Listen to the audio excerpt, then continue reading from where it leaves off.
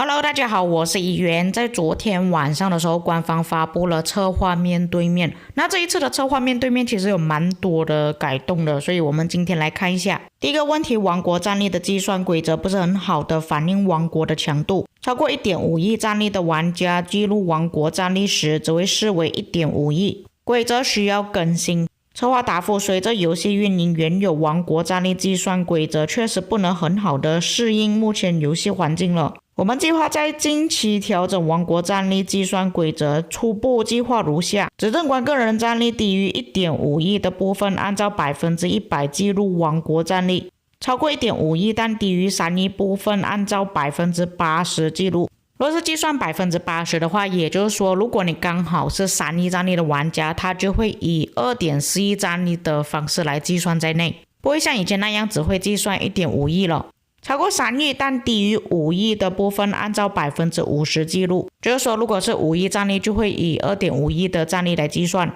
超过5亿的部分不记录。这样子不是对俄罗斯父子啊、爸爸、咪咪这样子的玩家比较有利吗？所以也就是说，如果你们想要王国的战力比较低的话 ，OK， 要么就是你限制你的玩家都在 1.5 亿左右，不然战力至少要超过3亿以上，这样子它的战力计算才会比较低。又或者直接超过5亿就不用计算了。所以就变成这方面王国管理层呢，他们就要自己去调整，要跟玩家说你们要怎样去提升自己的战力。我觉得比较占据位置的战力应该是 2.5 亿到3亿战力左右的玩家吧，就是他只会计算 80%， 但其实这些战力的玩家他只要稍微再提升一点，比方说到 3.2 亿之类的，他就可以以 1.5 亿的战力来计算在王国里面了。所以这个也就是我前面所说的，管理层他们要自己去调整一下。王国战力记录范围呢，仍然还是根据王国前300名的玩家作为计算。除了调整王国战力规则之外，他们也会相应的调整这副赛季先锋王国战力划分标准。不过在这个策划面对面里面是没有提到他们是怎样调整他要等到之后游戏内公告同步跟各位玩家说。那你们看了这个战力的调整之后觉得怎么样呢？可不可以接受？我觉得这个问题应该要抛给一些比较强的王国吧，像是先锋王国、A 王国，他们比较多这类型的玩家。接着下一个问题，在之前杜拜线下见面会策划问答的时候也是有提到， KVK 中同阵营王国战斗想法不一致，一旦王国不想战斗，会导致整个阵营在后续战斗中处于劣势，影响正常战斗王国 KVK 体验。这边策划的回答是，他们将在更多的 KVK 剧本中尝试增加王国组队功能，符合条件王国的国王可以通过社交优先组成阵营队伍，再报名参与 KVK， 就是说你可以预先结盟。不过我觉得这个功能先锋王国大概率是没有办法用到的，因为他说同阵营嘛，一般不会有其他王国跟先锋王国在同一个阵营，除非那个先锋王国是真的很弱。所以这个功能大概率都会让一些 A 组以下的王国所使用啊，就比方说B 组王国，可能有一些王国他们只是想要进入 KVK 采集。那确实我也是看过蛮多同阵营的王国他们内战啊打起来之类的，所以之后组队模式改成这样子，我觉得还是可以接受啦，至少可以改善一些问题。OK， 下一个问题你们应该也知道是谁去反馈的吧，就是960的玩家。目前 KVK 中存在交战神不停跌宝的现象，导致战场缓慢且无聊，所以策划他们将在近期的更新中对联盟要塞相关规则进行调整，调整如下：修建联盟要塞领土条件判定变更。在改动前，联盟要塞无法修建于其他联盟要塞的领土范围内。在修改之后，联盟要塞所属领土范围不能与其他联盟要塞的领土重叠，就是说以前要塞跟要塞之间还可以再叠在一起，现在是完全不能叠在一起。联盟要塞的耐久度下调，改动之前是 15.5 万，然后改动之后变成10万。不过这个问题其实没有很好的去解决2377那边所造成的问题啊，就是它会建起旗帜保护着要塞再放要塞。因为这边所说的改动呢，也只是说要塞跟要塞之间而已，没有说到旗帜跟要塞之间。如果是针对于2377他们建造要塞的方式呢，就是建造旗帜再建造要塞的那个方法呢，联盟要塞耐久度下调是有帮助到的，但是第一点是没有帮助到。不过我也不是说第一点没有什么用处啊，第一点还是有用处的，就是如果有一些其他的王国他们遇到敌人一直不断的叠成要塞的话，还是有用处的。下一个提问，能否在 KVK 期间显示活动日历，标志各个关卡开放的具体日期？日历仅当前 KVK 赛季可见，方便玩家规划时间。那确实啊，现在我们要看 KVK 关卡开放的时间呢，也只能等到王国管理层他们去计算那个时间。但不是每个王国管理层他们计算都是准确啊，至少我的王国有试过计算错误。所以如果官方他们能够推出自己的版本比较准确的日期的话，这样子会对玩家来说比较大帮助。策划回答，他们正在设计相关方案，预计会包括一些关联的联盟活动以及圣地关卡开放的时间，所以这个功能大家可以期待一下。下一个问题说到符文的，在使用多支部队战斗的场景下，没有空余的部队队列可以去采集符文，常常导致到拿不到最佳争议。他们计划在新版本水晶科技中增加一项特殊科技，解锁该科技的玩家可以在主城附近位置召唤自选符文。新版水晶科技近期将会在部分剧本中进行线上测试。那这个技能就是长这个样子，你们可以注意看一下右手边啊，这个部分在杜拜线下见面会的时候其实已经说了。那我觉得这个功能还蛮好的，除了你不需要再另外空出一个部队过去拿符文之外呢，这个拿符文的距离也比较靠近一点，如果有一些好的符文也不会让你的敌人拿到。下一个提问，希望每日特惠折扣可以长期存在或经常推出每日特惠折扣活动。策划回答，他们计划每日特惠日常价格调整为与折扣活动价格一致，具体生效时间将会通过游戏内公告同步给玩家。简单来说就是促进消费啊，可以让玩家更快的去觉醒统帅，但是它的折扣呢也不是折扣的特别多吧，但是如果你是长期买累积下来的话，还是折扣蛮多的。OK， 下一个提问是比较多玩家关注的问题，第二赛季军器开放时的体验不好，很多军器看上去似乎没有用，需要获得征服赛季统帅后才有价值。那么策划的回答是，他们近期会在版本中将武田信玄、居鲁士大帝、托俊金、贝特朗这4名统帅调整为第二赛季投放，并对托俊金、贝特朗这2名统帅进行一定的修改，以保证适用于第二赛季战场环境。OK， 那么我跟各位讲一下这2个统帅废到什么程度。你们要知道，托俊金他是第4代的步兵统帅，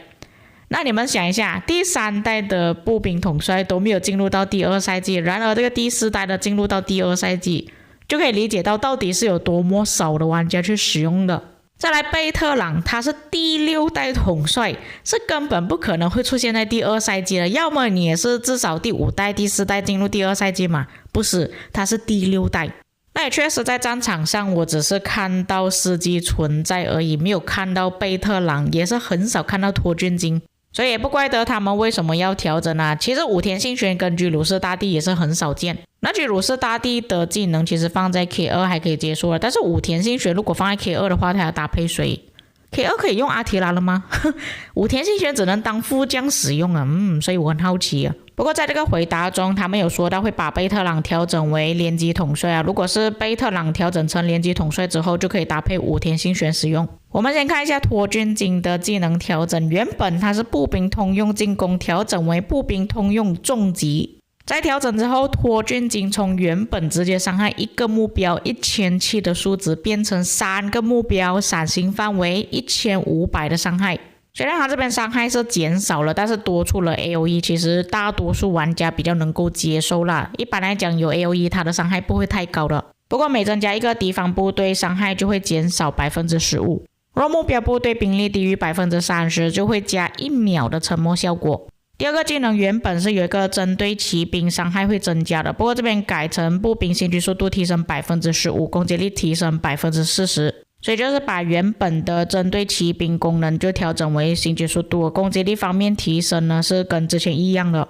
第三个技能，在野外时受到技能伤害、重击伤害、连击伤害时有 50% 的概率使受到该次的伤害降低 50%， 冷却时间10秒。那说实话，它这个冷却时间有点长啊，它原本的冷却时间只有4秒而已。不过概率有提升，原本是 40%， 现在变成 50%， 然后针对的伤害也比较多，原本是针对技能伤害而已。但是这个 CD 时间改得太长了，我觉得没有什么太大的用处。第4个技能，只有携带步兵的时候造成普通攻击伤害提升 15%。若目标部队为野战部队时，每次基础攻击有 100% 的概率净化自身的一个减匿效果。如果对方的减匿效果是有乘数的话，就会减少1层冷却时间3秒。那还没有修改之前，脱菌精这个技能是星级速度提升，还有一个需要叠层才可以造成伤害，你们可以理解为萨尔贡的技能这样子啊。那改了之后确实有比较好一点。至于觉醒技能就是第3技能的提升，在觉醒之后又会额外增加一个 AoE 范围的攻击，也是一样3个目标，终极伤害，伤害系数500，但是冷却时间需要10秒，原本是需要3秒而已。不过在修改版本之前呢，就必须要觉醒之后才会有 AoE 范围攻击，在现在修改之后，第1个技能就已经有 AoE 范围攻击了。那确实它这边的冷却时间调整之后，针对于 KVK2 的玩家来说会比较合理啊，但它这个冷却时间针对于现在征服赛季来说有点太长了。所以你们说在调整之后征服赛季能不能使用？还是能用的，就是你的成本可能没有这么多的时候，你就可以用这个统帅，然后等到征服赛季你拿到一些比较强的重击伤害统帅之后再替换掉。我个人是觉得说它这个技能调整之后，在现在征服赛季来说是没有什么太大的影响了，能用但是不会说特别强。但针对于 KVK2 的玩家来说呢，它这个提升算是很不错了。下一个就是贝特朗呢，他的天赋也是一样更改了，从原本的骑兵工程防御变成骑兵通用连击，就是他把原本集结的定位换成去野战了。首先第1个技能对巨型范围内，他这个巨型你们知道是什么吗？就是威廉的攻击范围最多3支敌方部队造成2次连击伤害，伤害系数600，每增加1支敌方部队，每支敌方部队受到的伤害降低 15%，并降低命中部队30点的怒气需求1000点。那跟各位讲一下，这边2次连击伤害就是在一个回合里面释放2次伤害，就是说它现在变成1200的伤害了。那么原本它的伤害是有700的，但是原本它是持续3秒时间啊，就是说它总共加起来伤害是有2100的，现在就变成了1200，然后打3个目标，我觉得还可以接受吧，不过会有递减问题。这个也是要看它的巨型范围到底有多大，不过我觉得应该跟威廉差不多。第2个技能没有修改，第2个技能就是骑兵的攻击力、生命值还有行军速度提升 10%， 受到的伤害降低 5%。 那如果是针对于 K2 来说，这边的提升是已经足够了，可是如果针对于征服赛季，你的提升没有 25% 的提升呢，都别想在征服赛季中可以使用了。第3个技能在联盟领土之外时造成的普通攻击伤害提升 10%， 每次基础攻击有 25% 的概率对目标造成1次连击伤害，伤害系数400，冷却时间10秒。那在修改之前，它这个技能是针对于据点或者是城市的，所以它改了之后就针对于野战。不过还是同样的问题了，就是它的冷却时间还是有一点长。第4个技能进攻野战部队时造成连击伤害时，有 40% 的概率使目标在接下来5秒内释放技能所需的怒气提升200点，若目标部队已经受到怒气需求提升效果影响，则变为夺取对方的20点怒气哦。